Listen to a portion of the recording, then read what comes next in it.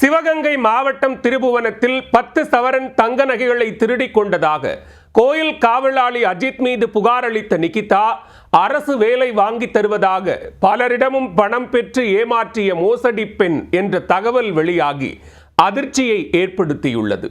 Police விசாரணையில் அஜித் அடித்து கொல்லப்பட்ட நிலையில் அஜித் மீது மோசடி பெண் நிகிதா அளித்த புகார் உண்மைதானா?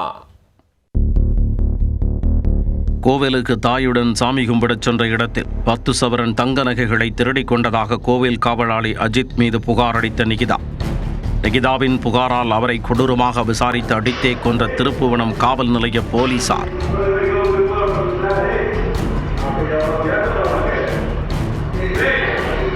அஜித் மீது நிகிதா அளித்த புகார் உண்மைதானா? விசாரணையில் அம்பலமான நிகிதாவின் மோசடி முகம். அவர் தான் எடுத்துட்டு போனாரு. HRMCல இருக்கிறவங்க எல்லாம் கூப்பிட்டு விசாரிச்சப்ப அவர் நிறைய முன்னுக்கு பின்ன முரணா பதில் சொன்னாரு. யார் இந்த நிகிதா? போலீசாரால் அடித்தே கொல்லப்பட்ட அஜித் குமாரும் அவர் மீது திருட்டு புகார் அளித்த நிகிதாவும் பின்னணி என்ன? சிவகங்கை மாவட்டம் திருபுவனம் அருகே உள்ள மடப்புரம் காளி கோவிலுக்கு தாயுடன் சாமி கும்பிடச் சென்ற இடத்தில் தனது காரில் வைத்திருந்த 10 சவரன் தங்க நகைகளை கோவில் காவலாளி அஜித் குமார் திருடிவிட்டதாக நிகிதா என்பவர் திருபுவனம் காவல் நிலையத்தில் புகார் அளித்தார். வந்தா இங்கே டெம்பிள் ஸ்டாஃப் ஒருத்தர் யூனிஃபார்ம் போட்டவர் நின்றுட்டு இருந்தாரு. இவங்களுக்காக வீல் சேர் கேட்டேன் நான். அவர் வீல் சேர் கொண்டு வந்து கொடுத்துட்டு காரை நானே கொண்டு போய் நிப்பாட்டிட்டு வரேன், எங்ககிட்ட கார் சாவி வாங்கிக்கிட்டாரு. உள்ள நான் வீல் சேரோட அம்மாவோட கோயிலுக்குள்ள சாமி தரிசனம் பண்ண போயிட்டு ரொம்ப நேரம் கழிச்சு தான் சாவி எங்களுக்கு கொண்டு வந்து கொடுத்தாரு. திரும்ப ரிட்டர்ன் நாங்கள் வண்டியை அவரை எடுத்துகிட்டு தர சொன்னோம். இப்போ வண்டி எடுத்துகிட்டு தந்தார். அப்படியே நாங்கள் கிளம்பிட்டோம். 10 பவுன் இருக்கும் சார். 10 பவுனில் செயின், வளையல், மோதிரம் எல்லாம் சேர்ந்து 10 பவுன். சரி, அவர் தான் எடுத்துகிட்டு போனார். HRMCல இருக்கிறவங்க எல்லாம் கூப்பிட்டு விசாரித்தப்போ அவர் நிறைய முன்னுக்கு பின்ன முரணா பதில் சொன்னார். எங்கிட்ட 500 ரூபாய் கேட்டு அவர் கொஞ்சம் தகராறும் பண்ணார். வீல் சேர் கொண்டு வந்தாலும் 500 ரூபா கொடுங்க, நாங்கள் 5 ஸ்டாஃப் இருக்கோம் அப்படின்ற மாதிரி சொன்னார். வேற ஒருத்தர் ஆட்டோ டிரைவர்கிட்ட கொடுத்து தான் நான் டிரைவ் பண்ணிட்டு வந்தேன் அப்படின்ற மாதிரி சொன்னார். ஆனால் அங்கே இருக்கிறவங்க CCTV ஃபுட்டேஜ் எல்லாம் பார்க்கும்போது இவரே தான் வண்டியை அரைகுறையாக ஓட்டிட்டு வந்திருக்காரு, வேற யாரும் டிரைவ் பண்ணலை. இது தொடர்பாக கடந்த 27ஆம் தேதி மடப்புரம் கோவில் காவலாளி அஜித்திடம் சிறப்பு பிரிவு காவலர்கள் ஆக்ரோஷமான விசாரணையை அரங்கேற்றினர்.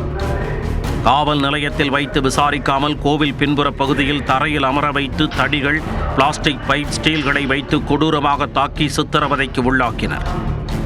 இக்கொடூர தாக்குதலில் உடல் முழுக்க 40ற்கு மேற்பட்ட இடங்களில் பலத்த காயங்களுடன் அஜித் துடித்து உயிரிழந்தார்.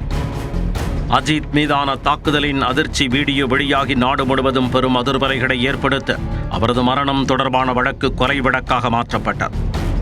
அஜித்தை அடித்து சித்திரவதை செய்த சிறப்பு பிரிவு காவலர்கள் ராஜா, சங்கரமணிகண்டன், கண்ணன், பிரபு மற்றும் ஆனந்த் ஆகிய 5 பேர் கைது செய்யப்பட்டனர். மேலும் இவ்வழக்கு தொடர்பாக மாவட்ட SP காத்திருப்போர் பட்டியலுக்கும் DSP பணியிடை நீக்கவும் செய்யப்பட்டனர். தற்பொழுது இவ்வழக்கை CBI விசாரித்து வரும் நிலையில் அஜித்தின் மீது போலீசில் புகார் அளித்த நிகிதாவின் பின்புலம் என்ன, அப்புகாரின் உண்மைத்தன்மை என்ன என்பன உள்ளிட்ட கோணத்தில் வழக்கு விஸ்வரூபம் எடுத்தது. அப்போதுதான் நிகிதாவின் பல திடுக்கிடும் முகங்கள் வெட்ட வெளிச்சமாக தொடங்கின.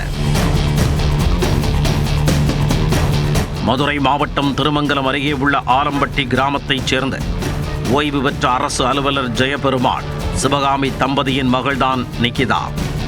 முனைவர் பட்டம் பெற்ற இவர் கல்லூரி ஒன்றில் பேராசிரியராக பணியாற்றி வந்ததாகவும் சொல்லப்படுகிறார். இந்நிலையில் நிகிதா கடந்த 2010ஆம் ஆண்டு கிருஷ்ணன் கோவில் அருகே உள்ள ஒரு கல்லூரியில் படிக்கும்போது அவருடைய ஆசிரியரான ராஜாங்கம் என்பவரது மகன் தெய்வத்திடம் அரசு வேலை வாங்கித் தருவதாக கூறி தனது மெகா மோசடியை காட்டியுள்ளார். அப்பொழுது முதல்வர் மற்றும் துணை முதல்வர் இருவருக்கும் நன்கு நெருக்கமானவர்களிடம் பேசி அரசு வேலை வாங்கித் தருவதாக கூறி 8 லட்சத்தை நிகிதா கேட்டுள்ளார். நிகிதாவின் பேச்சை நம்பி தெய்வம் தனது தந்தை ராஜாங்கத்தின் மூலம் பணத்தை கொடுத்துள்ளார். அதேபோல் அவரது உறவினர் வினோத் என்பவருக்கும் அரசு வேலை வாங்கித் தருவதாக கூறி அவரிடமும் 8 லட்சம் ரூபாய் பணம் பெற்றுள்ளார். ஆனால் அரசு வேலை வாங்கித் தராமல் ஏமாற்றியதுடன் நிகிதாவின் குடும்பத்தினர் கொலை மிரட்டல் விடுத்ததாகவும் கூறப்படுகிறது. இதனால் பாதிக்கப்பட்டவர்கள் கடந்த 2011ஆம் ஆண்டு திருமங்கலம் தாலுகா காவல் நிலையத்தில் அளித்த புகாரில் நிகிதா மற்றும் அவரது தாயார் சிவகாமி, தந்தை ஜெயபெருமாள், அவரது சகோதரர் கவியரசு உள்ளிட்டோர் மீது மதுரை திருமங்கலம் தாலுகா காவல் நிலையத்தில் புகார் அளித்தனர். அது தொடர்பான விசாரணையில் 5வது குற்றவாளியாக சேர்க்கப்பட்ட நிகிதா மற்றும் அவரது தந்தை ஜெயபெருமாள் இருவரும் கைது செய்யப்பட்டனர். பின்னர் நிகிதா பெயிலில் வந்துவிட்டதாகவும் ஜெயபெருமாள் மட்டும் சிறை சென்று பின் ஜாமீனில் விடுதலையாகி உள்ளார். ஏற்கனவே முன்னக்கூடிய அந்த ஜெயபெருமாளுக்கு எங்களுக்கு குடும்ப பழக்கம் இருந்து வந்துச்சு. அப்போ நம்பிக்கையோட உங்களுக்கு நம்ம சமுதாயத்துக்கு நம்ம ஆளுகளுக்கு ஏதாச்சும் நான் நல்லது செய்யணும், நீங்கள் பையனுக்கு வேலை வாங்கி தரதுக்கு ஏற்பாடு பண்ணுறேன் அப்படின்னு சொன்னாப்புல. நீ நம்பிக்கையோடு செய்யலாம், கொஞ்சம் ஏற்பாடு பண்ணுங்கன்னு சொன்னாப்புல.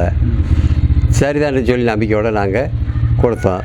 வேலை வாய்ப்புக்கு வர்றதுக்கு சந்தர்ப்பம் இல்லை, நீங்கள் மச்சனைகிட்ட சொல்லிட்டுருக்கேன், பணம் கொடுப்பாப்புல 19ஆம் தேதியும் குறிப்பிட்டு சொல்லிட்டு போயிட்டாப்புல. அதுக்கு பிற்பாடு பல தடவை வீட்டில் போய் முயற்சி பண்ணி பார்த்தோம் எதுவும் வர மாதிரியே போகிற மாதிரியே. எவ்வளோ கொடுத்துருந்தீங்க? நான் 8 லட்சம் கொடுத்துருந்தேன். இது வரைக்கும் வரல, ஒரு வரையும் ₹10 கிடைக்கல. எங்கள் தாத்தா வழியாக என்ன செஞ்சோம், அந்த நிகிதான்றவங்ககிட்ட பணம் கொடுத்தோம். எங்கள் மாமாவுக்கு வந்துட்டு அவர் காலேஜில் ப்ரொஃபஸர் இருந்தார், அவருக்கு 8 லட்ச ரூபா, எனக்கு விஓ வேலை வாங்கி தரதா ஒரு 8 லட்ச ரூபா, மொத்தம் 16 லட்ச ரூபா. இது மட்டும் இல்லை, இவங்க குடும்பமே பார்த்தீங்கன்னா மிகப்பெரிய ஃபோர்ஜரி குடும்பம். சென்னைக்காரங்க ஒரு 50 லட்ச ரூபா கொடுத்துருக்குறாங்க. ராம்நாடு சேர்ந்தவங்க பார்த்தீங்கன்னா எல்லாமே ஆடு மேய்க்கிறவங்க, அவங்க ஒரு 50 லட்ச ரூபா கொடுத்துருக்குறாங்க. அதுபோக புளியங்குளத்தை சேர்ந்த செல்வம்ன்றவர் அவர் ஒரு 24 லட்ச ரூபா கொடுத்துருக்காரு. நாங்கள் இப்படி எல்லாருமே சேர்ந்து எல்லாருமே படித்த ஒரு லிங்க்கில் கிடச்சி நாங்கள் என்ன செஞ்சோம், வேலை வாங்கி கொடுத்துருவாங்க அப்படின்ற ஒரு நம்பிக்கையின் பேரில் என்ன செஞ்சுட்டோம், கொடுத்துட்டோம். அப்புறம் ஒருத்தர் திருநெல்வேலியை சேர்ந்தவர் பசும்பொன் பாண்டியன்னு சொல்லிட்டு ஒரு வழக்கறிஞர் வந்து எங்களை கான்டாக்ட் பண்ணுறாரு. இந்த மேட்டரை நீங்கள் இப்படியே விட்டுறாட்டி உங்களை கொலை செஞ்சுருவோம் அப்படின்னு சொல்லி அரட்டுறாரு. அரட்டின பின்னாடி நாங்களும் கொடுத்த காசை பயந்துட்டு என்ன செஞ்சுட்டோம், அப்படியே அமைதியாக இருந்துக்கிட்டோம். நாங்கள் கேஸ் போடுறோம் பண்ணுறோம் அப்படின்னு சொல்லும்போது இப்போ தரோம் அப்போ தரோம், இந்த காடை விற்று தரோம் அப்படின்னு சொன்னாங்க. 100 ரூபாயை வந்துட்டு 500 ரூபாய் மாற்ற முடியல, நம்ம கிராமத்தில் இருந்தவங்க. பட் அதை என்ன செய்ய முடியல, மாற்றவே முடியலை. நாங்கள் அவ்வளோ கஷ்டப்பட்டு அவன்கிட்ட 8 லட்ச ரூபா 16 லட்ச ரூபா நான் கொடுத்தோம் சார். ₹1 கூட நான் இதுவரையும் திருப்பி வரேன் சார். இதுக்கு முழுக்க காரணம் பசும்பொன் பாண்டியன், நிகிதா, அவன் கவியரசு, இவங்க தான் சார். அவங்க அப்பா அம்மா எல்லாருமே தான். இது அவங்க குடும்பமாக சேர்ந்து செஞ்ச ஒரு மிகப்பெரிய மோசடி சார். இதேபோல திருமங்கலம் ஆலம்பட்டியைச் சேர்ந்த சிலரிடமும் அரசு வேலை வாங்கி தருவதாக பல லட்சம் ரூபாய் மோசடி செய்து அது தொடர்பாகவும் 2011ஆம் ஆண்டில் மற்றொரு வழக்கு பதிவு செய்யப்பட்டுள்ளது. அந்த வழக்கில் நிகிதா முதல் குற்றவாளியாக சேர்க்கப்பட்டுள்ளார். இது தவிர கடந்த ஜனவரியில் திருமங்கலத்தில் உள்ள தனியார் கல்லூரி தாளாளரிடமும் தனது வீட்டை அவரிடம் விற்பதற்கான முன்பணமாக 30 லட்சம் ரூபாய் பெற்றுக்கொண்டு ஏமாற்றியதாக ஒரு புகார் அவர் மீது அளிக்கப்பட்டுள்ளது குறிப்பிடத்தக்கது.